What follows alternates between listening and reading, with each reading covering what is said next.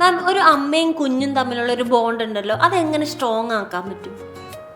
ശരിക്കും തന്നെ അമ്മയും കുഞ്ഞും തമ്മിലുള്ള ബോണ്ട് അത് അറിയാതെ തന്നെ സ്റ്റാർട്ട് ചെയ്യുന്നൊരു സംഭവമാണ്.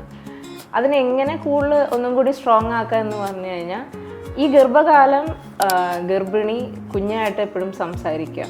വയറ്റിലാണല്ലോ, കുഞ്ഞൊന്നും കേൾക്കൂലല്ലോ, കാണൂലല്ലോ എന്നും പറഞ്ഞിട്ടല്ല, അമ്മയുടെ അതേ ഫീലിങ്സ് തന്നെയായിരിക്കും കുഞ്ഞിന്.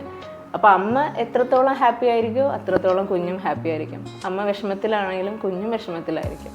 അപ്പോൾ അതിന് അമ്മ മാത്രം വിചാരിച്ചാൽ പോരാ, അമ്മയുടെ ചുറ്റുമുള്ള ഫാമിലി മെമ്പേഴ്സ്, വർക്ക് ചെയ്യുന്ന മദറാണെങ്കിൽ അവരുടെ വർക്കിംഗ് സ്ഥലങ്ങൾ, ഇതിലെല്ലാം അവർക്കൊരു പോസിറ്റീവ് വൈബ് കൊടുത്താൽ തന്നെ അമ്മയും കുഞ്ഞും ഹാപ്പി ആയിരിക്കും.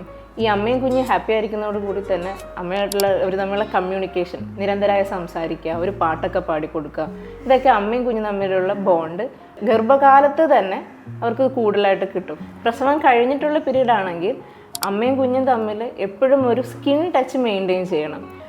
അതിലൂടെ തന്നെ കുട്ടിക്ക് ഒരു സേഫ്റ്റിയാണ് ഫീൽ ചെയ്യുന്നത്. കുട്ടിക്ക് അമ്മയുടെ മണം, അമ്മയുടെ സ്പർശം, ഇതൊക്കെ കുട്ടിയിൽ സേഫ്റ്റി ഉണ്ടാവുകയും ആ ബോണ്ടിങ് കുറച്ചും കൂടി സ്ട്രോങ് ആവും. ഇനി ലാസ്റ്റ് ആൻഡ് ഏറ്റവും ഇമ്പോർട്ടൻ്റ് ആയിട്ടുള്ള കാര്യമാണ് കുട്ടിയെ ബ്രസ്റ്റ് ഫീഡ് ചെയ്യുന്ന സമയം.